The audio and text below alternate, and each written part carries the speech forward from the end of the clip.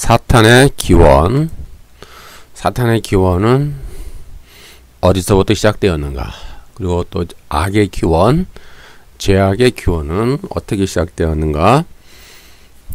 이사야 14장 12절과 15절, 그리고 에스겔 28장 13절에서 19절을 통하여 계명성, 루시퍼, 사탄, 이제 그런 용어들로 표현되는 타락한 천사, 아니면 타락한 영,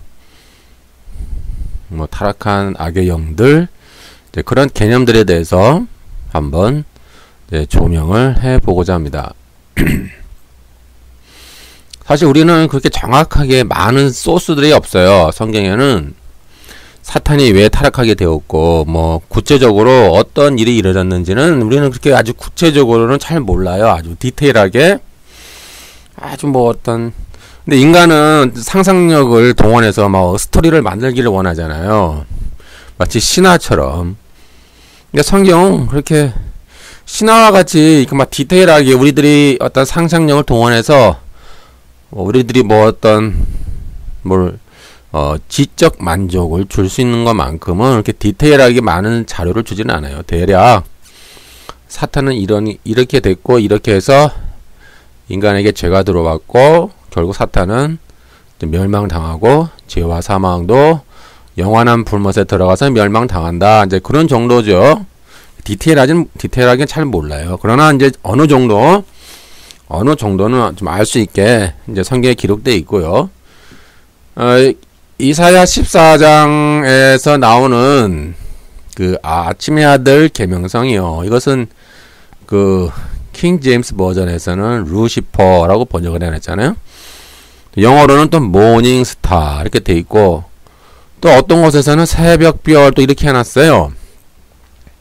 근데 또 예수님이 또 새벽별이시잖아요. 예수님이 요한계시록에 보면은 내가 새벽별이다 이렇게 나와요. 예수님 또 모닝스타. 그러니까 이게 번역이 어떤 게 진짜 옳은 번역이냐. 그래서 킹 제임스 버전이 진짜 오류가 없는 번역이다. 그렇게 자꾸 주장하는 일부 어떤 단체들이 있는데 꼭 그렇게까지는 할 필요는 없는 것 같아요. 근데 하여튼 예수님도 모닝스타고, 사탄도 모닝스타 그렇게 불린다는 거, 또는 계명성 그렇게 불린다는 거, 그런 정도 아시고, 그렇다고 예수님 사탄은 아니에요. 또 그렇게 생각하시면 안 되고, 예수님과 사탄 아무런 관계가 없습니다. 사탄은 피조물이고요. 그러니까 쉽게 얘기하면 사탄은 피조물이고, 예수님은 성자 하나님이에요. 창조주라고 해요. 창조주. 용어적으로 성경에 보면은 약간 혼동되는 부분이 좀 있는 것 같아요.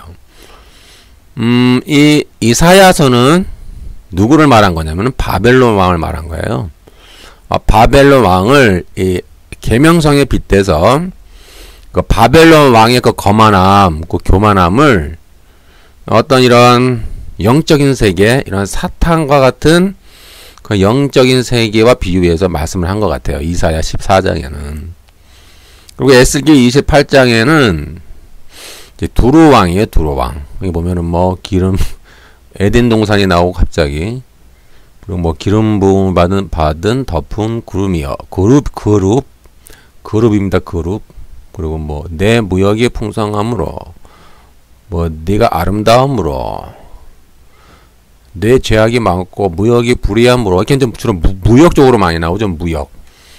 그다음에 이 당시 아마 지중해 연안을 끼고 지중해 상권을 장악했어요. 두로왕이. 그 당시에 지중해 상권을 배를 타고 무역을 통해서 엄청난 부를 축적을 했어요. 그것을 말하는 거예요. 그래서 여기 보면은 무역이 많이 나와. 무역, 강포하였다.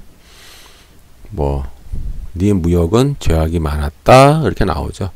그러니까 네 대상은 두로왕이요. 그러니까 두로왕이 타락했는데, 이 두로왕의 거만함을 또 이러한 어떤 영적인 세력에 빗대어서 이렇게 설명을 했어요. 결론은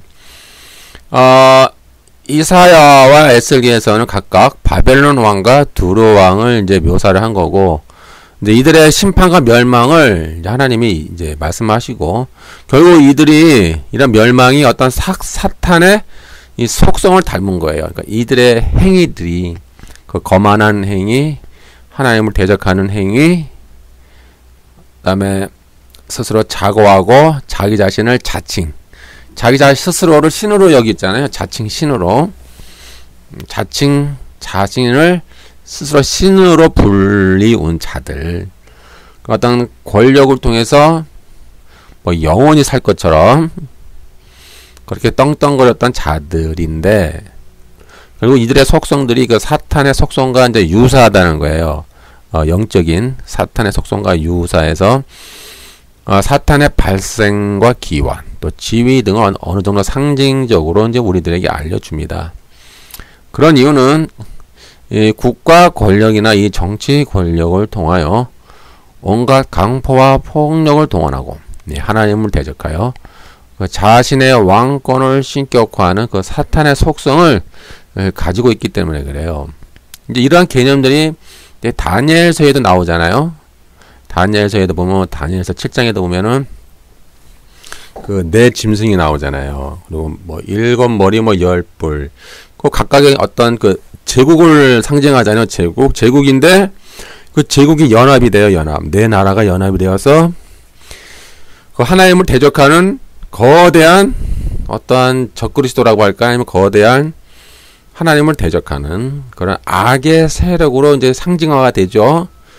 그리고 그런 개념들이 이제 요한계시록에도 비슷하게 나타나요. 요한계시록에도 보면은 계속 7머리, 뭐 10뿔, 그리고 바다에서 나온 짐승이 나오잖아요. 근데 사탄이 바다에서 나온 짐승에게 자기의 권력을 맡겨요. 넘겨요. 그래서 그 바다에서 나온 짐승이 사탄의 권력을 받고 이제 하나님을 대적을 하죠. 근데 바다에서 나온 짐승이 그 제국주의를 말해요. 그 당시에 그 정치 권력, 국가 권력, 그 당시에 어떤 그 제국주의, 뭐 바벨론, 뭐 페르시아, 헬라, 로마, 그런 거대 제국, 그 제국인데, 근데 그런 제국들이 결론은 하나님을 대적하는 그런 사탄과 이제 유사하기 때문에 어떤 이제 동일시되고 어떤 상징성을 보여주는 거예요. 사실 인간의 죄로 말미암아 인간에게 주어진 이 세상에 대한 통치권, 땅을 정복하라, 온 세상을 하나님의 피조물들을 다스려라, 이렇게 하나님이 말씀하셨는데, 이런 통치권이죠. 통치권이 결국 인간이 사탄의 말을 믿고 사탄의 말을 순종하고 사탄에게 종속이 되었죠. 종속이 되므로 그 왕권, 그 통치권이 사탄에게 넘어갔어요. 그리고 인간은 그 땅에서 노동력을 제공하는 그 비참한 존재로 전락하고 말았죠.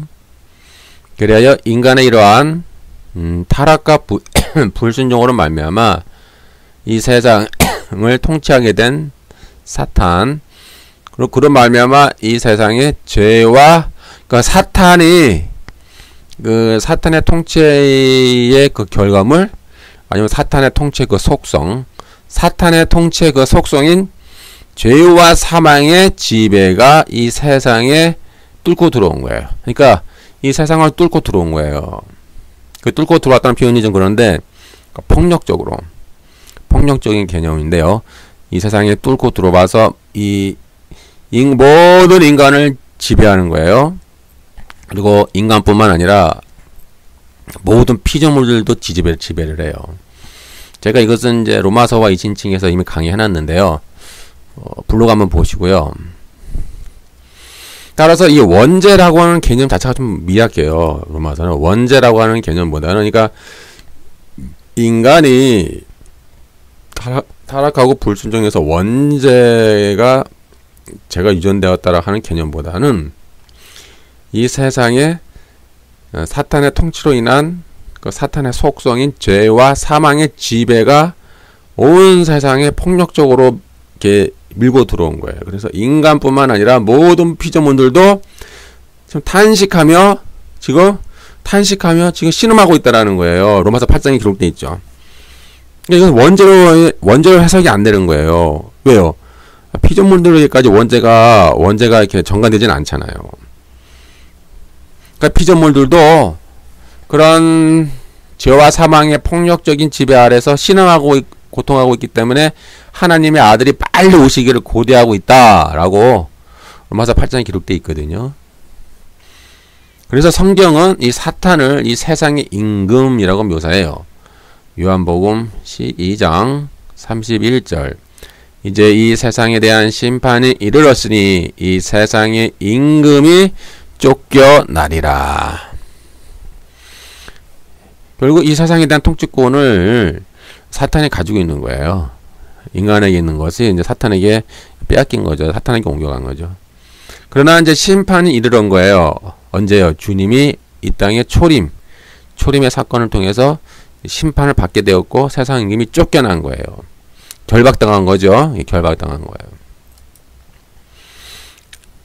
그래서 누가복음 10장 18절에 보면은 예수께서 이르시되 사탄이 하늘로부터 번개같이 떨어지는 것을 내가 보았노라. 이렇게 사탄이 어떤 통치권을 좀 상실하고 어떤 치명상을 입은 것, 어떤 치명적인 어떤 치명상을 입고 어떤 영향력을 상실한 것으로 묘사되고 있죠. 그렇다고 사탄이 완전 심판받은 건 아니에요. 아직은 아니죠. 주님의 재림 때까지는 아직 아니죠.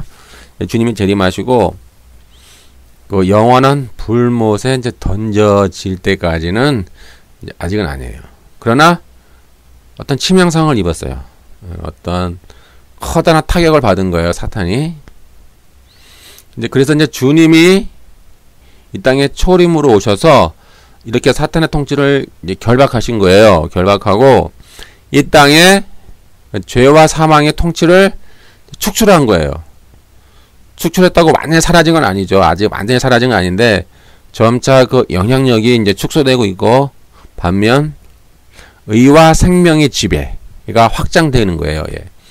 예수님으로 말미암은 의와 생명의 통치가 점점 이 세상에서 지금 확장되고 있는 거예요. 주의 초림 때부터 주님의 재림 때까지 이제 그것을 다른 말로 표현하면은 천국이죠. 하나님 나라, 하나님의 통치가 이제 확장되고 있는 거예요. 계속 주님의 재림 때까지 확장되고 있고 반면 죄와 사망의 지배는 점점 축소되고 있는 거예요. 완전히 사라지는 않았죠. 이제 주님이 재림 때는 그때는 이제 완전히 죄와 사망이 심판을 받고 어떻게 됩니까? 죄와 사망, 사망과 음부가 그 불모 게헨나에 던져지죠. 그러한 이제 임의와 아직의 긴장 관계가 있어요. 임의와 아직의 긴장 관계. 이미 왔어요. 이미 하나님의 통치가 왔는데 아직은 완성 안 된 거예요. 주님 재림 때까지 아직은. 이제 임의와 아직의 긴장 관계가 있다라고 좀 이해하시면 되고요. 이 세상의 임금인 사탄은 짐승으로 묘사한 막강한 제국들에게 이 자기의 능력과 보좌와 큰 권세를 주는 것으로 묘사됩니다. 그래서 좀 이렇게 동일시되고 상징을 하는 거예요. 그러니까 이 거대한 제국들이 결국 이 사탄을 어떤 상징하는 모형으로 많이 등장을 해요. 성경에 보면은. 왜냐하면 사탄이 이 세상 권력과 밀접한 관련이 있는 거예요. 그래서 이 사탄이 이 세상의 그 권력자들에게 특히 이제 옛날 다 왕이었잖아요. 그 큰 제국을 다스리는 왕. 그 왕에게 어떤 권력을 주는 것으로 그 배후에, 그러니까 배후 세력은 사탄이 있는 거예요, 항상. 배후 세력에는 사탄이 있어서 사탄이 그 막강한 제국들을 뒤에서 조정하는 거죠. 조정하고 그들에게 권력을 주면서 하나님을 대적하게 만드는 그러한 어떤 사악한 타락한 배후 세력. 그런 묘사가 많이 되고 있어요. 성경 전체 문맥이 그래요. 요한계시록 13장 2절에도 보면은 내가 본 짐승은 표범과 비슷하고 그 발은 곰의 발과 같고 그 입은 사자의 입 같은데 용이 자기의 능력과 보좌와 그 큰 권세를 그에게 주었더라. 이렇게 나오죠. 여기서 본 짐승은 이제 바다에서 나오는 짐승인데 이건 거대한 제국을 상징해요. 막강한 제국. 다니엘 7장에 등장하는 그 제국들을 상징하죠. 네 나라. 표범, 곰, 사자. 그다음에 어떠한 무서운 또 하나의 짐승. 그러니까 네 나라가 등장하고요. 사탄이 용이 사탄이지 않습니까? 용이 자기의 능력과 보좌와 큰 권세를 그 제국, 그 막강한 제국, 그 정치 권력, 그 제국들에게 이렇게 주는 것으로 묘사가 돼요. 성경은. 그러니까 밀접한 관계가 있는 거예요. 예. 그렇기 때문에 이 이사야 14장이나 에스겔 28장에 등장하는 뭐 바벨론이나 그 두로 왕이 실제적으로 사탄을 상징하는 거예요. 하는 짓과 하는 모양을 보니 그들의 하는 속성들을 보니까 사탄과 같다라 이 말이에요. 그래서 이제 그들 통해서 사탄을 우리가 사탄의 어떤 그런 모습들을 우리가 이제 알 수가 있다라는 거죠. 그래서 성경은 이 세상을 통치하는 사탄과 그를 따르는 이런 타락한 천사들을 가리켜 정사가 통치자라는 뜻이죠. 정사와 권세는 권력자, 통치와 능력, 보호자와 세상의 어둠의 주관자들과 같이 힘과 권력의 언어로 묘사되고 있어요. 어떤 분은 이러한 것을 어떤 이 천사의 계급이다, 계급 구조로 보기도 하는데요. 계급이라기보다는 어떠한 천사에게 주어진, 타락한 천사들에게 주어진 어떤 그런 권력을 상징한다고 보는 게 더 좋을 것 같은데요. 그런 힘과 권력의 언어로 묘사되고 있고, 그리고 하늘에 있는 악의 영들로서 그들이 그 타락한 국가 권력의 배후에서 또는 인간이 이 세상에 추구하는 모든 권력과 계급 구조와 탐욕과 기득권과 밀접하게 연관하여 활동하는 것으로 묘사하고 있는 거예요. 그러니까 모든 권력의 배후는 사탄이 있는 거예요. 그래서 주님은 모든 권력을 포기하시고 그 연약한 인간의 모습으로 오셨잖아요. 종의 모습으로 오신 거예요. 그러니까 사탄은 권력으로 권력으로 통치를 하고, 성자 하나님은 이 땅에 오실 때 그 종의 모습으로 오셨어요. 섬기는 모습으로. 그러니까 권력과 반대되는 개념으로 오신 거예요. 왜요? 권력은 사탄을 상징하는 거예요. 항상. 그러니까 인간이 오늘날도 보면은 인간들이 정치 권력 다 추구하잖아요. 예? 경제 권력 추구하지 않습니까? 돈, 만몬이 최고잖아요. 그러니까 만몬의 권력, 만몬 숭배를 추구하지 않습니까? 그 배후에는 뭐가 있다고요? 사탄이 있다라는 거예요. 지금도 사탄은 활동하고 있다라는 거예요. 영적인 세계, 영적인 존재니까 눈에 보이지 않지만은 이런 다양한 어떤 모습으로 지금도 활동하고 있는 거예요. 정치 권력을 통해서 또는 이런 경제 권력을 통해서 또 돈과 만몬을 통해서 여전히 이 인간의 마음을 지배하고 있는 거예요. 동일한 거예요. 옛날이나 지금이나 똑같이 지배를 하고 있는 거예요. 우리 인간을. 이제 그래서 에베소서 6장 12절에 보면 우리의 씨름은 혈과 육에 대한 것이 아니요 정사와, 그건 통치자 뜻이죠. 권세와 권력자, 이 어둠의 세상 주관자들과 하늘에 있는 악의 영들에게 대하며, 이렇게 그 사탄을 악의 영이라고 그랬잖아요. 하늘에 있는 악의 영인데 이것은 세상의 주관자이라고 그랬으니까는, 세상의 주관자라고 하는 말은 세상의 이 권력의 배후에 사탄이 있다라는 거예요. 예, 저 왕들, 우리 인류 역사는 그런 어떤 그런 왕들의 업적을 이렇게 우리는 이렇게 막 추종하잖아요. 인류 보편적 역사관에 의하면은 모든 어떤 업적을 세우는 왕들, 예를 들면은 알렉산더, 그런 왕들이 있고요. 하여튼 예를 들면은 그런 유명한 왕들을 이렇게 막 보편적 역사적 관점에서는 이렇게 막 높이잖아요. 근데 성경의 관점에 의하면은 그거는 그 배후에 사탄이 있다라는 거예요. 왜요?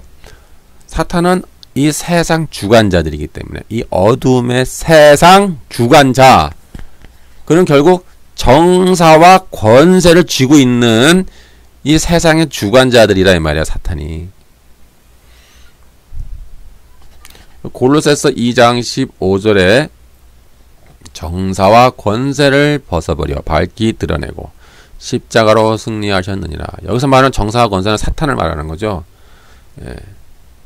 고르새서 1장 16절 만물이 그에게 창조되되 하늘과 땅에서 보이는 것들과 보이지 않는 것들과 혹은 보좌들이나 주관들이나 주관은 이제 주권을 말합니다. 정사들이나 권세들이나 만물이 다 그로 말미암고 그를 위하여 창조됐고 그러니까 이제 사실 이 사탄을 상징하는 이런 보호자 이런 권세, 주관, 정사, 권세는 원래는 하나님을 위해 창조되었다라는 거예요. 원래는 하나님을 보필하기 위한 피조물로 창조되었는데 결국은 하나님의 창조 그 목적을 이탈한 거죠. 벗어났다. 결국 하나님의 창조 목적을 벗어난 것이 바로 죄예요. 죄. 하나님의 창조 목적을 벗어난 게 죄고 그것이 바로 타락이죠. 타락. 때문에 고린도전서 15장 24절에 보니까 그 후에는 마지막이니 그가 모든 통치와 모든 권세와 능력을 멸하시고 나라를 아버지께 바칠 때라. 즉 이렇게 이제 통치와 권세와 능력은 어떤 사탄의 세력도 되고요. 또 사탄의 세력의 배후로 사탄에 주는 그런 권력을 힘입어 활동하는 인간의 어떤 정치 권력들. 그러니까 다 어떤 그 유사 서로에 막 긴밀한 관계가 있는 거예요. 어떤 이 분리하기가 어려워. 성경에는 사탄과 이 인간의 정치 권력과 밀접한 관계라고 자꾸 묘사하고 있기 때문에 둘이 거의 다 포함된다라고 이해하시면 좋아요. 그래서 주님이 오시잖아요. 그럼 다 그걸 멸하는 거예요. 모든 통치, 그러니까 인간의 나라도 멸하는 거예요. 인간의 왕은 더 이상 필요 없는 거예요. 오직 하나님만 이제 왕이 되는 거죠. 그렇죠. 그러니까 이제 주님 오시면은 이 국가와 이 나라의 각각의 그 왕들이 다 이제 사라지는 거예요. 그럼 우리는 그냥 동일하게 모든 우리는 공평하게 되는 거예요. 주의 백성으로. 예, 주님 재림하시면은 이 세상에 모든 주의 백성들은 이게 다 공평해요. 공평해. 신분의 차이가 없어요.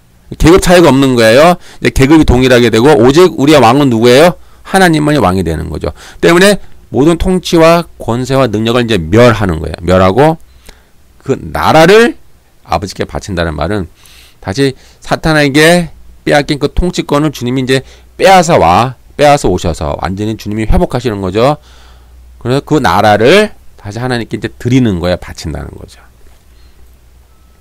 원래 이처럼 이제 보좌, 주관, 정사들, 권세는 원래 만물과 함께 다 주로 말미암고 주를 위해 창조되었지만은 후에 주의 의도를 벗어나 이제 타락했음을 우리가 알 수 있고요. 때문에 주님은 십자가로 승리하셔요. 모든 통치와 모든 권세와 능력을 멸하시고 다시 하나님의 나라의 왕권을 회복하는 거예요. 예. 이 세상에 대한 하나님 나라의 왕권을 다시 회복하여 하나님께 이제 바칠 마지막 때 언제 그럴까요? 주님 재림하실 때. 그 마지막 때가 이제 온다라는 거예요. 그때가 이제 주의 재림 때라는 거죠. 그때는 그 나라를 회복하여 다시 하나님께 바친다라는 뜻이죠. 근데 이처럼 이제 예레미야에도 비슷한 개념이 등장해요. 여기 보면은 예레미야 51장 7절에 보면은 바벨론이 등장하거든요. 바벨론은 여호와의 손에 잡혀 있어 온 세계가 취하게 하는 금잔이라. 뭇 민족이 그 포도주를 마심으로 미쳤도다. 여기서 바벨론은 결국은 바벨론 제국을 말해요. 근데 제국인데 바벨론 제국인데 이 바벨론 제국의 배후에 사탄이 있기 때문에 결국 바벨론은 사탄과 동일시되는 거예요. 유사성이 있는 거예요. 그래서 요한계시록에 보면은 이 바벨론이 이제 적그리스도를 상징하죠. 하나님을 대적하는 사탄을 상징하는 거예요. 요한계시록 14장 8절. 또 다른 천사 곧 둘째가 그 뒤를 따라 말하되 무너졌도다 큰 성 바벨론이여 이 모든 나라에게 그의 음행으로 말미암아 진노의 포도주를 먹이던 자로다 하더라. 그러니까 이제 여기서 이제 모티브를 가져온 거예요. 요한계시록은 예레미야서에서 가져왔어요. 똑같은 바벨론 이름을 가져왔고요. 금잔 갖고 왔고요. 포도주 가져왔어요. 취하게 하는 금잔, 뭐 음행으로 말미암아 진내 포도주, 이런 이제 술, 포도주로 비유했잖아요. 그 개념을 이제 가지고 온 거야, 요한계시록으로. 또한 이제 다니엘서에 등장하는 아까도 말씀드린 바벨론, 뭐 페르시아, 그리스, 로마 제국 등등은 열뿔 일곱 머리 가진 이제 짐승으로 나타나고, 이제 요한계시록에도 계속 그것이 이제 등장하죠. 종말론적 사탄의 모형으로 이제 묘사가 되죠. 그래서 요한계시록 13장 1절, 내가 보니 바다에서 한 짐승이 나오는데 그 뿔이 열이요 머리가 일곱이라. 그 뿔에는 열 왕관이 있고 그 머리들에는 신성모독하는 이름들이 있더라. 결국 이들은 하나님을 대적하는, 하나님을 거역하고 하나님을 대적하는 그런 이제 그 적그리스도의 모형이 되는 거예요. 이제 사탄의 이름을 볼까요? 사탄의 이름은 뭐 아침의 아들 계명성. 이것은 이제 킹 제임스 버전에서는 루시퍼로 번역을 해놨고요. 또 다른 영어 성경에는 모닝 스타 또는 뭐 새벽별, 그렇게 이제 부를 수 있어요. 아까 맨 처음에 말씀드린 것처럼 우리 주님도 예수님도 나는 새벽별이다, 그런 표현이 있거든요. 근데 이것이 혼동되는 거예요. 근데 혼동되지만 결론은 한 가지예요. 사탄은 피조물이고 우리 주님은 창조주 성자 하나님인 거예요. 근데 이런 어떤 그 묘사하는 단어는 좀 유사성이 좀 있어요. 약간 그런 게 좀 있으니까 너무 오해는 하지 마시고요. 이것은 이제 새벽별, 뭐 계명성, 뭐 또 루시퍼, 아침의 아들, 뭐 이런 것들을 묘사되고 있는데, 이것은 하늘 높이 떠 있는 그 교만함, 그 권세를 의미하는 거예요. 그만큼 하나님께서 이 사탄에게 어떠한 권세와 어떠한 영광을 주신 것 같아요. 사탄에게 하나님을 보필하기 위한 목적으로 주신 거죠. 근데 이제 그 창조의 목적을 벗어났죠.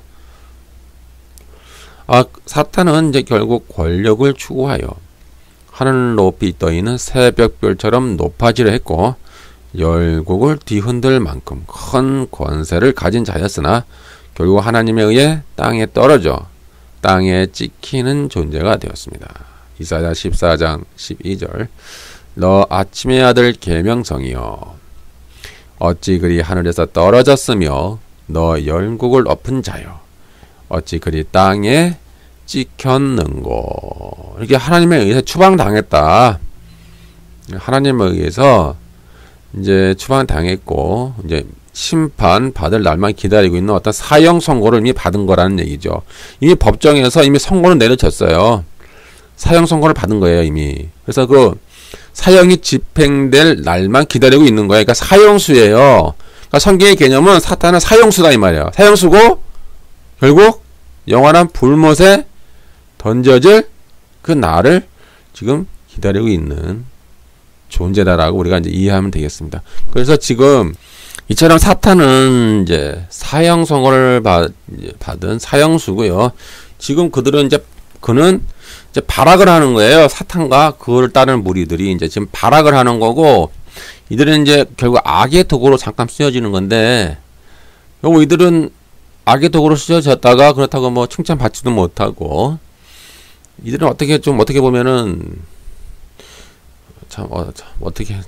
참 인생 자체가 어떻게 이렇게 됐는지 모르겠는데, 하여튼 또 잘못 말하면 또 여러분들이 오해할까봐. 그러니까 제가 이런 비유도 이런 생각도 한번 해봤어요. 저번에 한번 강의 시간에 얘기했는데, 사탄은 회개할 기회가 없는 거예요. 회개할 기회가 없어요. 하나님 앞에 한번 회개해가지고 용서 받으면은 다시 구원받을 수 있잖아요. 근데 사탄은 회개할 기회가 없는 거예요. 그리고 그냥 이 악의 도구로 쓰임 받다가 그냥 멸망받는 운명이 이미 정해졌잖아요. 멸망받기로. 어떻게 빼도 박도 못하는 거야. 사탄은 이렇지도 못하고 저러지도 못하고, 그냥 나 혼자 죽기 싫다, 같이 죽자 우리, 이제 그런 식의 어떤 발악을 하는 모습인 거죠. 이러한 사탄의 기원은 이제 에덴 동산에서 이제 시작됩니다.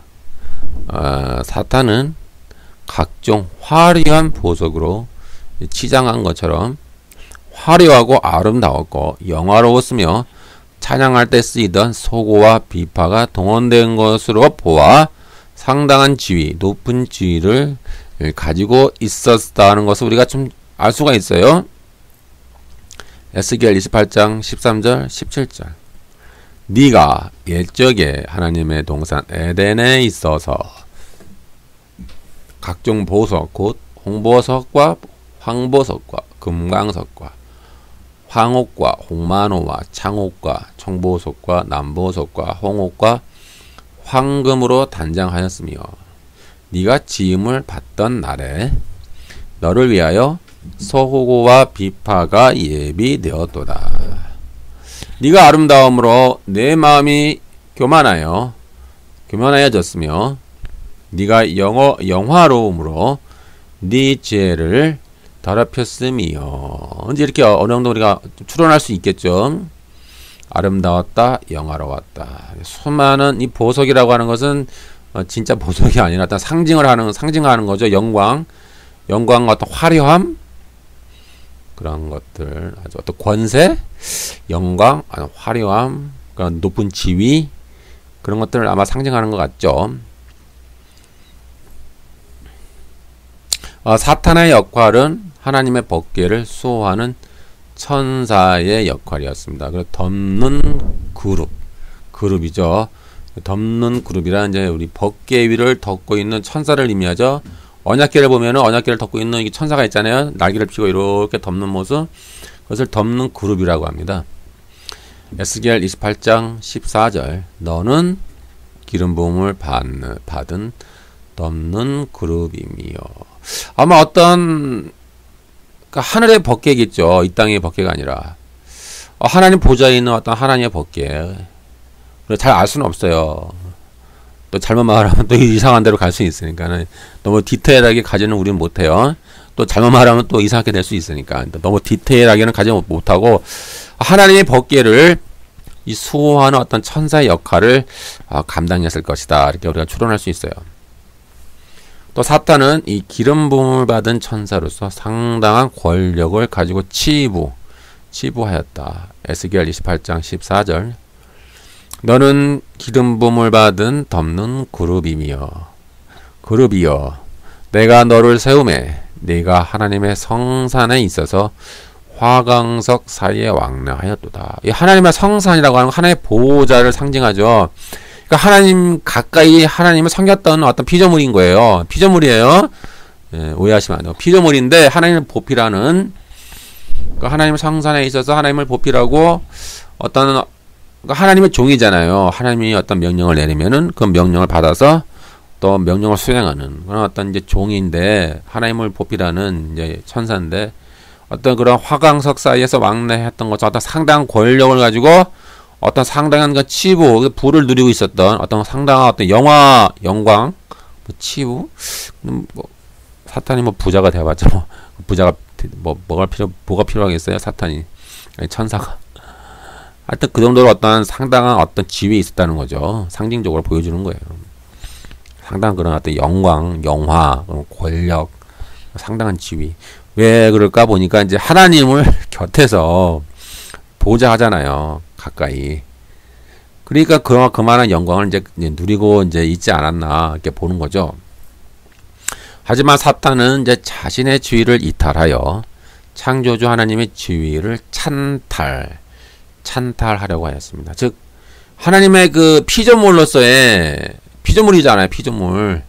그 하나님의 피조물로서 하나님의 창조 목적을 이탈한 거예요. 결국 죄가 되는 거죠. 이게 죄예요. 죄의 개념은 어떤 윤리적인 것이 죄가 아니라 하나님의 그 창조 목적 그 목적 자체를 이탈해 버리고 그 지위를 벗어나면 그것이 죄가 되는 거예요. 그래 북극 지폐에는 신의 보좌가 있는 것인데 사탄은 이런 하나님의 보좌를 넘보았습니다. 이사야 14장 13, 14절 네가 네 마음에 이르기를 내가 하늘에 올라 하나님의 무별 위에 나의 보좌를 높이리라. 내가 북극 지폐의 산 위에 좌정하리라. 여기서 나오는 북극 지폐는 정확한 거는 우리는 잘 모르죠. 너무 상징성이 강해서. 그러나 이 하나님의 무별과 같은 개념인 것 같아요. 하나님의 뭇별이 있고 거기 하나님의 보좌가 있는 곳이에요. 결국은 하나님의 보좌가 있는 곳을 상징하는 거죠. 하나님의 뭇별 위에 또는 이런 북극지폐의 산. 북극지폐의 산이라고 하는 것은 어떤 영광과 영화를 상징하는 것 같은데 거기 하나님의 보좌가 있다라는 거예요. 근데 사탄이 그런 보좌를 찬탈해서 자기가 그 자리에 앉겠다라는 거죠. 그러니까 하나님을 내쫓고 그 반역이죠, 반역.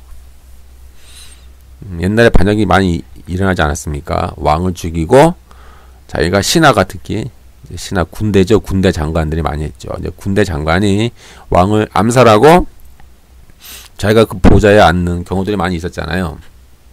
아마 그런 비슷한 그거일 것 같아요. 그러니까 사탄이 자기가 하나님을 내쫓고 자기가 그 하나님 보좌에 내가 다시 앉겠다. 그런 어떤 정말 야망이 많았어요. 이렇게 보면 사탄은 꿈이 많은 거야. 너무 꿈도 많고 너무 야망이 커. 너무 야망이 커. 너무 꿈이 많어. 자기가 할 일, 피조물로서의 자기의 할 역할을 너무 넘어서 버린 거예요. 그러니까 자기의 존재 자체를 존재 이유, 그러니까 자기의 존재 이유를 이제 망각하는 거예요. 그러니까 자기가 피조물이라고 하는 것을 신분, 자기 정체성, 자기의 신분을 망각하는 거예요. 어찌 피조물이 감히 창조주의 보좌를 넘볼 수 있을까요? 너무 꿈이 큰 거잖아요. 너무 야망이 크고 너무 야무져요, 꿈이. 어떻게 이렇게 아마 혼자 할 수는 없었겠죠. 그러니까 아마 자기를 따르는 그 배반 무리들을 또 동원했겠죠. 자세한 건 모르니까 또 너무 또 디테일하게 들어가면 또 잘못하면 또 너무 디테일하게 들어가면 잘못될 수 있으니까 잘은 모르고 아마 그런 이제 하나님의 보좌를 찬탄하기 위해서 혼자 하지는 않았을 거란 말이에요. 아마 보통 반역을 하려면은 혼자 안 하잖아요. 자기를 따르는 군대를 동원하잖아요. 마찬가지로 사탄도 자기를 따르는 군대를 동원했을 거라 이 말이에요. 결국 타락한 천사들이죠. 타락한 영들, 타락한 천사들을 이끌고 이제 아마 그렇게 했을 거예요. 근데 자세한 건 모르죠. 우리가 디테일한 거는. 디테일한 건 모르니까 너무 인간의 상상력을 너무 하지 마세요. 그러니까 성경이 말하는 것까지만 하시면 되고요. 성경이 말하지 않는 것 그 이상을 너무 디테일하게 이렇게 막 상상을 하면은 또 너무 잘못된 오류로 빠질 수가 있으니까 우리가 아주 신중해야 됩니다. 그 사탄은 탐욕의 화신이며 죄악이 가득해 이 불공정한 거래와 무욕을 일삼으며 강포를 저질러 범죄하며 탐욕의 주인이 되었습니다. 특히 이 돈과 재물과 밀접한 관련이 있어요. 사탄은. 그러니까 돈은 뭐예요? 돈도 권력이잖아요. 그러니까 이 정치 권력과 돈이 경제 권력 이 두 가지를 꽉 잡고 있는 거예요. 그리고 오늘날도 그렇게 활동을 해요. 사탄은 오늘날도 똑같아요. 이 정치 권력과 돈 권력을 통해서 지금도 활동하는 거예요. 사탄도. 즉 재물이나 돈 자체는 악하지는 않아요. 예, 그 자체는 중성이에요. 근데 그것이 탐욕과 결합되면 만몬이라고 하는 사탄의 속성으로 변화되죠. 오늘날에도 보면은 이러한 이제 불공정 거래 많이 있을 거예요. 에스겔 28장 16절. 내 무역이 풍성함으로. 이 무역에 나오잖아요. 이게 두로방이거든요. 이 당시 두로가 영어로는 티로라고 그러죠. 티레. 근데 이게 이거 지중해 무역을 완전히 장악했어요. 그 당시 지중해 무역을 장악해가지고요. 엄청난 부를 축적했을 수밖에 없었어요. 엄청난 부를 쌓은 거예요. 두로왕이. 근데 이것이 이제 사탄의 모형으로 등장하죠. 내 무역이 풍성함으로 내 가운데 강포가 가득하며 내가 범죄하였도다. 너 덮는 그루바. 그러므로 내가 너를 더럽게 여겨 하나님의 산에서 쫓아내었고 화강석 사이에서 멸하였도다. 이렇게 나오죠. 오늘날도 비슷하게 오늘날 보면은 이 바알 자본주의 불공정 거래가 일삼고 불공정한 거래. 그다음에 직원에게 강포를 향하죠. 인간을 하나의 도구로 생각하죠. 인간이 상품화가 돼요. 그리고 인간을 계급화로 나누죠. 인간이 사실 지금 계급 사회가 된 거예요. 바알 자본주의에서는 평등하지가 않아요. 평등할 수가 없어요. 그냥 허울뿐인 평등이죠. 실제적으로는 계급 사회예요. 계급 사회. 그래서 오늘날 이 모든 바알 자본주의, 이 타락한 자본주의 정신 구조와 시스템은 이 사탄과 똑같은 거예요. 사탄의 속성이라니까요. 그 여러분들이 아셔야 돼요. 이 자본주의 문제점을 파악하시고, 그렇다고 아까도 말씀드린 것처럼 제가 돈을 부인한 건 아니에요. 기독교는 성경은 돈 자체를 부인하지 않아요. 돈은 돈은 그냥 중성이에요. 중성. 그것을 악하게 쓰면요, 사탄의 도구가 되고요. 그거를 좋은 도구로 쓰면요, 생명을 살리는 도구가 되는 거예요. 이러한 이제 오늘날 타락한 바알 자본주의는 이제 불합리한 갑을관계. 유세 많이 나오잖아요. 갑질한다 그런 거. 불합리한 갑을관계.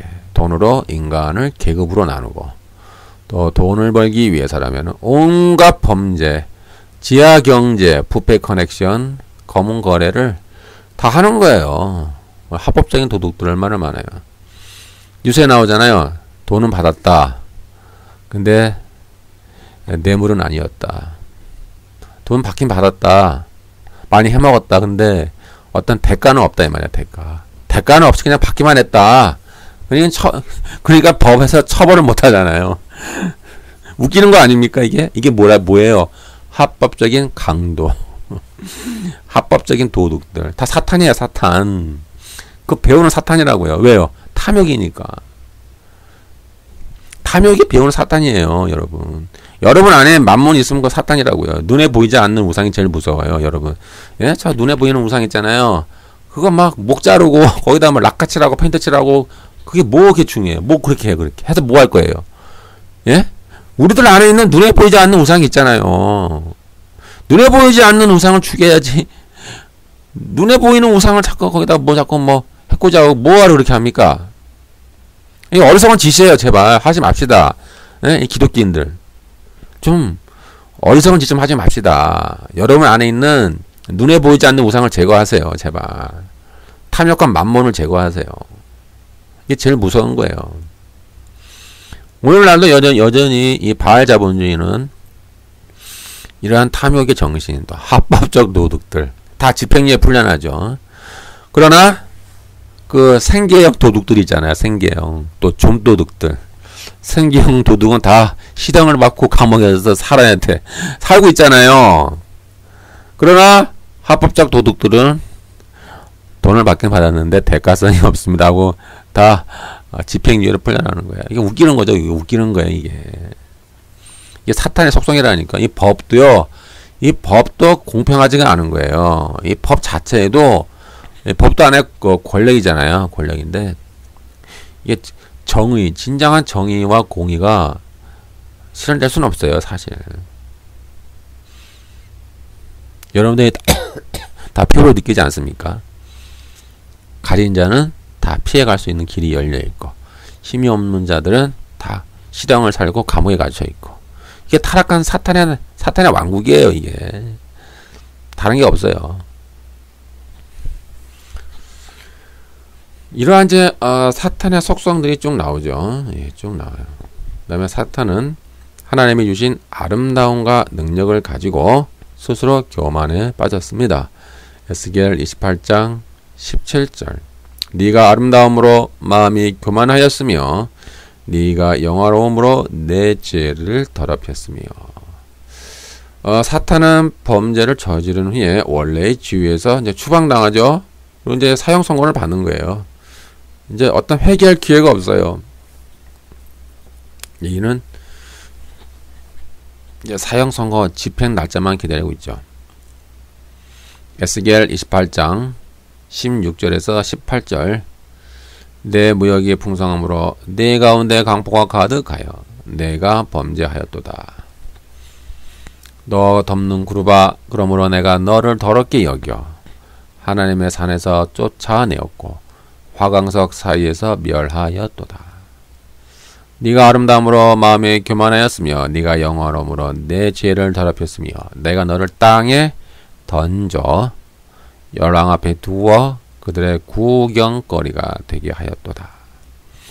네가 죄악이 많고 무역이 불의함으로 내 모든 성소를 더럽혔으며 내가 내 가운데서 불을 내어 너를 사르게 하고 너를 목도하는 모든 자 앞에서 너로 땅 위에 죄가 되게 하였도다. 이렇게 이제 되겠습니다. 그럼 이제 여기서 문제는 이제 우리가 악이란 무엇일까? 죄에 대한 개념을 정립을 해야 되겠죠. 악이란 무엇일까?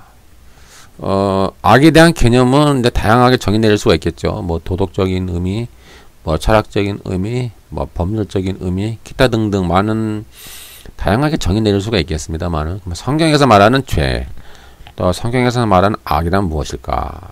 보면요. 첫째, 악은 인격적 속성과 영적 속성을 가지고 있어요. 사탄이 악의 근원인데 사탄은 그 지적인 능력과 자유의지를 가지고 있었죠. 사탄은 하나님의 보좌 가까이서 하나님을 보필하던 천사였어요. 그리고 그는 어떤 인격적 속성과 영적인 속성을 가지고 하나님의 수종을 드는 종이었죠. 둘째, 하나님이 악을 만들지는 않았습니다. 이게 상당히 어려운 개념인데요. 하나님이 모든 걸 알지 않았느냐, 뭐 하나님이 알고 있었는데 그럼 왜 방치하고 있었느냐, 뭐 이런 식의 이제 반론도 많이 있을 거예요. 아, 사탄이 저렇게 타락할 줄 알면 하나님 미리 막으시면 되지. 하나님이 다 알고 있을 거 아니었냐? 왜 그럼 가만히 방치하고 있었냐고 하나님 책임이 있지 않냐? 아, 하나님도 책임을 져야지. 뭐 기타 등등 여러 가지 의문들이 있겠죠. 그것은 인간의 우리 지적 능력을 뛰어넘는 거예요. 그리고 우리 인간은 이 시공간에 우리가 제약받고 있잖아요. 인간은 시공간 안에 제약받고 있기 때문에 하나님은 시공간 밖에서 활동하시는 분이에요. 하나님은 어떤 시공간에 제약을 받지 않아요. 때문에 하나님의 어떤 그런 주권, 하나님의 그런 어떤 섭리를 이 시공간 안에 살고 있는 우리 인간이 이 시공간의 제약을 받고 있는 인간이 이런 제한된 어떤 이건 지적 능력을 가지고 그 하나님의 그 어떤 그 무한한 그런 어떤 주권, 어떤 하나님의 그 섭리 그런 걸 우리가 완벽하게 이해는 할 수는 사실 없잖아요. 없다고요. 우리가 사실 모르는 부분 너무 많아요. 우리가 100% 설명할 수가 없어요. 모든 영적인 원리들을 우리가 100%만 완벽하게 설명을 할 수가 없다고요. 우리 인간이 한계가 있으니까. 그럼 그걸 인정하자고요. 아, 인간은 시공간의 제약 안에 있고, 우리 인간의 지적 능력은 제한받고 있다. 우리 인간은 아주 조그마한 부분밖에 모른다. 그럼 우리가 인정하자고요, 그냥. 우리가 그럼 이해할 수가 없으면 이해할 수가 없다. 거기까지예요. 우리가 뭐 이상으로 막 설명을 해도 만약에 어떤 100% 완벽한 설명을 어떤 사람이 했어요. 그럼 그걸 우리가 이해할 수 있을까요? 이해를 못 한다고요, 우리가. 어느 누가 아주 기발한 이론을 만들어냈어요. 신학적인 이론을. 우리에게 설명을 했어요. 우리가 그걸 이해를 할 수 있을까요? 이해를 못 해요. 왜요? 우리가 지적 능력이 제한받고 있으니까. 우리 잘 몰라요. 완벽하게 모른다니까요. 그냥 우리는 그래. 성경이 말하는 그 부분까지만 딱 우리는 알고 있으면 돼요. 그 이상 우리는 너무 디테일하게 잘 몰라요, 사실. 그러니까 하나님이 왜 사탄을 왜 방치했어? 또 깊게 나가면은 뭐 아담이 타락할 것을 하나님이 미리 알고 있지 않았겠냐? 그럼 하나님이 미리 막으시면 되지. 왜 가만히 방치하고 있었냐?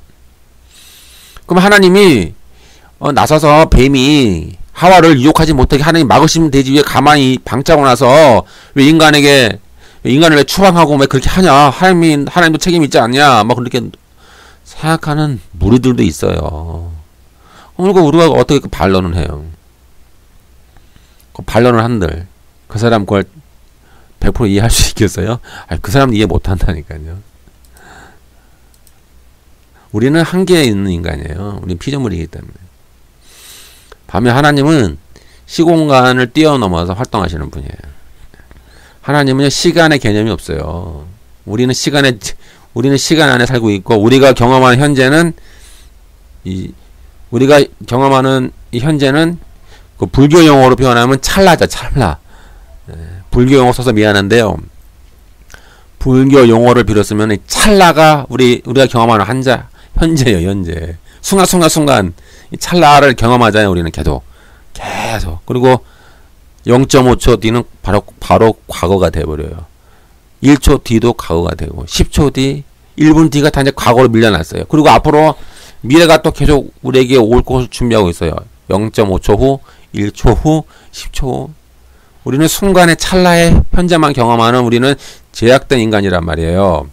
그러나 하나님은 그 시간 개념이 없어요. 하나님은 시간 제약 받지도 않고 공간의 제약도 안 받아요. 하나님은 그냥 영원한 현재예요. 우리는 찰나의 현재만 경험하잖아요. 우리는 찰나 한순간의 현재만 경험하잖아요. 우리 인간의 지식도 제한되어 있잖아요. 하나님은 영원한 현재라고요. 영원한 현재에서 하나님은 자신의 주권과 섭리를 이루어 가시는 분이라고요. 우리는 근데 100% 어떻게 하나님을 이해할 수 있겠어요?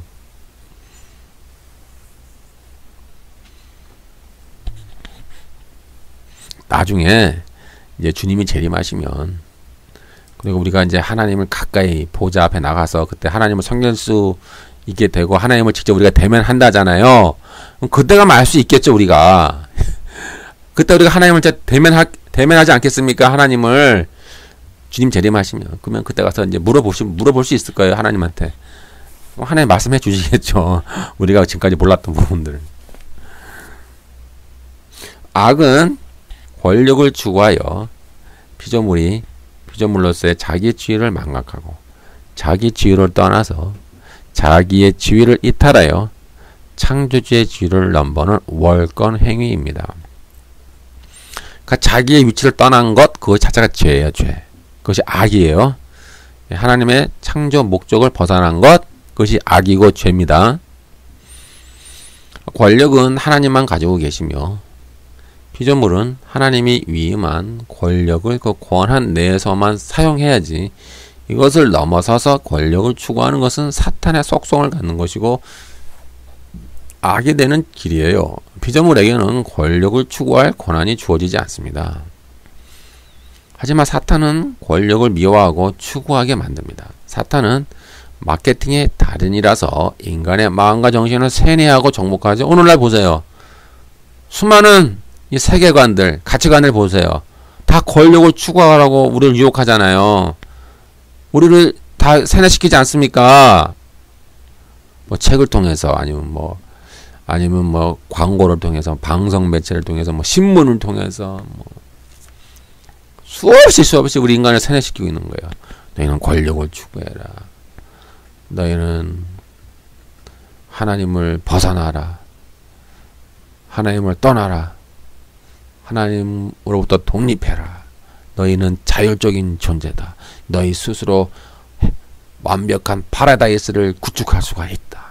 인간은 인간 스스로 이 세상을 완벽하게 만들 수가 있다. 그런 사악한 그 세계관들이 많이 있지 않습니까? 사탄이 그렇게 하는 거예요. 마케팅 하는 거예요. 좀 홍보하고 우리 인간을 세뇌시키는 거죠. 그 결과는 결국 권력 추구해라. 권력 추구해. 너희들 잘 먹고 잘 사는 게 최고야. 다른 거 없어. 적당히 죄 져도 괜찮아. 죄는 합리화될 수 있는 거야. 일단 권력 앞에는 모든 죄는 다 미화돼. 일단 권력만 가져봐. 그럼 도덕 윤리 다 필요 없어. 다 네가 다 얻어가는 거야. 막 그렇게 이제 우리를 세뇌시키죠. 악은 탐욕을 추구하는 본질을 가지고 있으며 하나님이 주신 능력을 바르게 사용하여 하나님을 영화롭게 하지 않고 그 능력을 활용하여 강포를 오히려 일삼고 불의한 방법으로 사적 이익을 추구합니다. 이익을 위해서라면 인간 정신을 황폐화하고 인간을 상품화 도구화하여 이익을 위하여 불공정 거래를 하며 수당 방법을 가리지 않고 검은 거래 부패 커넥션을 일삼고 다니죠. 이러한 탐욕은 사탄이 이러한 탐욕을 통해 인간에게 접근합니다. 탐욕이라는 통로를 통해 인간으로 하여금 죄악의 지배를 받게 하며 사탄에게 종속되게 하죠. 그 사탄이 뱀의 모습으로 하와에게 접근했던 말도 탐욕이었어요. 너 이거 먹어봐. 그럼 넌 하나님처럼 된다니까. 하나님이 너 먹지 말라고 한 거, 너 죽는다고 말한 거, 그거 다 거짓이야. 너 안 죽어. 너 하나님처럼 될 수 있어. 어떤 그런 탐욕, 사탄이 스스로 행했던 그런 탐욕적 행위를 똑같이 하와와 아담에게 유혹하는 거야. 너도 해봐. 나처럼, 내가 했던 것처럼 너도 한번 해봐. 그거예요. 나도 한번 해봤거든. 하나님 앞에. 근데 쫓겨난 걸 말 안 하죠. 나도 하나님 앞에 한번 해봤었어. 너도 한번 해봐. 그렇게 유혹하는 거예요, 사탄은. 현대적 의미의 사탄은 인간을 상품화하며 노예화합니다. 돈을 주고 그 사람의 영혼과 정신을 잠식하고 정복하려고 합니다. 사탄은 사회를 계급화 구조로 나누기를 좋아하며 소수의 가진 자가 대다수의 인간을 조종하여 지배하기를 원합니다. 사탄은 성공 이데올로기, 욕망과 야망을 자극하고 공동체를 파괴하여 인간을 외롭게 만듭니다. 사탄은 물질 문명과 테크놀로지, 과학, IT 그런 기술들을 통해 낙관적 미래를 제시합니다. 인간은 인간 스스로 행복과 파라다이스 낙원을 만들 수가 있어. 인간은 이 세상에, 이 우주의 인간이 주인이야. 이런 주장들을 많이 하죠. 그러나 얼마나 인간이 사악한지는 그걸 말하진 않아요. 인간의 과학과 문명이 얼마나 위험하고 파괴적인지 1차, 2차 세계대전을 통해 충분히 입증했습니다. 예. 인간의 그 과학 문명이요, 수백만, 수천만 명의 인간을 죽인 거잖아요. 인간은 사악해요. 근데 그걸 감추는 거예요. 인본주의는 그걸 감추잖아요. 인간은 악하지 않아. 사탄은 인간의 약점이 돈과 의식주의에 있음을 잘 압니다. 인간의 약점은 돈이에요. 사탄은 돈으로 이 세상에 못할 것이 없음을 잘 압니다. 돈으로 우리 정권도 세워요. 사실 우리나라 정치 권력도 다, 이 세계 정치 권력도 다 돈으로 움직이잖아요. 돈을 가진 자가 그 배후에 조정하지 않습니까? 그 돈으로 정치, 경제, 사회, 문화를 자기 뜻대로 조정하려고 합니다. 이 세상에 돈의 힘으로부터 벗어날 인간은 아무도 없음을 사탄은 잘 알고 이용하려고 합니다. 사탄은 이런 악의 유통기한은 정해져 있고 멸망과 심판을 기다리고 있습니다. 인간은 당장 이 세상의 모든 악들이 사라지길 원하며 그렇게 되지 않는 이유를 하나님이 존재하지 않기 때문이야 라고 자신을 합리화하죠. 근데 사실 이 악은 악의 제1의 원인은 뭐예요? 인간이잖아요. 악의 제1의 원인은 뭐예요? 뉴스에 보면은 수많은 사고와 불행들, 그 악의 제1 원인은 뭐예요? 인간이잖아요. 인간의 구조와 검은 거래, 부패 커넥션. 인간의 죄악이 그 가운데 제1 원인이에요. 그러니까 수많은 사고들이 일어나잖아요. 근데 왜 자꾸 이런 인간들은 그래요? 하나님이 계시다면 왜 가만히 계셔? 하나님이 계시다면 왜 반감만 하고 계셔? 하나님이 계시다면 막아주셔야지. 아니, 인간 스스로가 이렇게 자기들이 스스로가 제1, 그 악의 원인이 되었는 그 모든 사고의 원인들이, 제1 원인들이 인간들 스스로가 자기들이 그렇게 해놓고는 하나님이 계신데 왜 가만히 있어? 라고 자꾸 하나님에게 자꾸 모든 책임을 막 넘기는 거예요. 웃기지 않습니까? 자기가 스스로 해놓고는 인간들이 하나님이 계시는데 왜 이렇게 하나님의 보고만 있는 거야? 이게 하나님께 다 책임을 전가하는 거예요. 아주 이게 악한 인간의 타락한 마음이에요. 인간 스스로가 그거를 우리가 바꿔야 되겠구나. 우리에게 문제가 있다. 우리 인간 사회가 죄악이 너무 심하구나. 인간이 너무 부패하고 타락했구나. 우리 서로 좀 자성해야 되겠다. 우리 인간은 반성해야 되겠다라고는 그런 생각을 해야 되는데 그렇게 안 한다니까요. 인간은. 그게 문제예요. 지금. 결론 내립니다. 사탄은 죄를 지어 하나님으로부터 정죄와 사망 선고를 받았습니다. 그리고 집행 날짜만 기다리고 있죠. 그리하여 죄와 사망이 사탄의 속성이 되었어요. 그래서 이런 죄와 사망이 이 세상에 뚫고 들어왔어요. 그래서 이 세상의 모든 사람들을 폭력적으로 지금 통치하고 지배하고 있죠. 그래서 인간의 하는 모든 행동과 말과 모든 것들이 다 죄만 만들어내요. 죄만 양산하죠. 그럼 결국 인간은 죄 아래 갇혀서 인간은 심판을 받고요. 영원한 죽음을 경험합니다. 인간은 사탄의 말에 복종함으로 사탄의 종이 되었죠. 그리고 하나님이 맡기신 이 세상의 통치권을 상실하였고 그 대신에 사탄이 이 세상의 통치권을 행사하게 되었습니다. 그래서 이 세상에 사탄의 속성인 죄와 사망의 지배가 오게 되었고 그 강력한 독재 권력의 지배를 받는 인간과 사회 구조와 이 자연계 모두는 지금 신음하고 있고 고통 가운데 있어요. 그리고 인간과 이 사회 구조악, 그러니까 이 원죄로만 끝나는 게 아니라니까요. 이 사회 구조악도 있어요. 이 구조악도 깨트려야 되는데 이 구조악은 어떤 시스템이잖아요. 그 구조, 시스템, 악이란 말이에요. 그것도 하나의 거대한 또 구조, 악이 있어요. 근데 그런 것들이 이제 계속 결합이 되어서 계속적으로 죄악을 양산하는 거예요. 따라서 주님은 십자가의 죽음과 부활 승천을 통하여 이런 사탄의 통치를 결박하였고 해소하셨어요. 그리고 사망과 죄와 사망의 지배를 축출했어요. 그리고 의와 생명이 통치하는 하나님의 나라를 이 땅에 가지고 오셨죠. 그리고 지금 하나님의 통치가 계속 확장되고 있어요.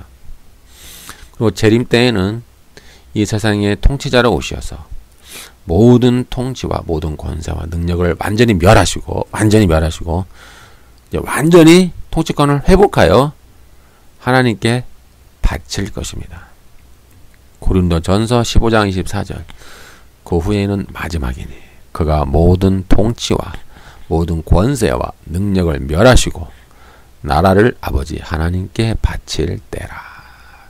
따라서 악이란 사탄의 지배 상태인 죄와 사망이며 또 선이란 하나님의 지배를 받는 의와 생명을 뜻하는 것이라 할 수가 있겠습니다. 이제 이러한 개념이 선악과의 개념으로 이어집니다. 다음번 강의할 때 이 개념을 이제 이어서 설명해 나가도록 하겠습니다.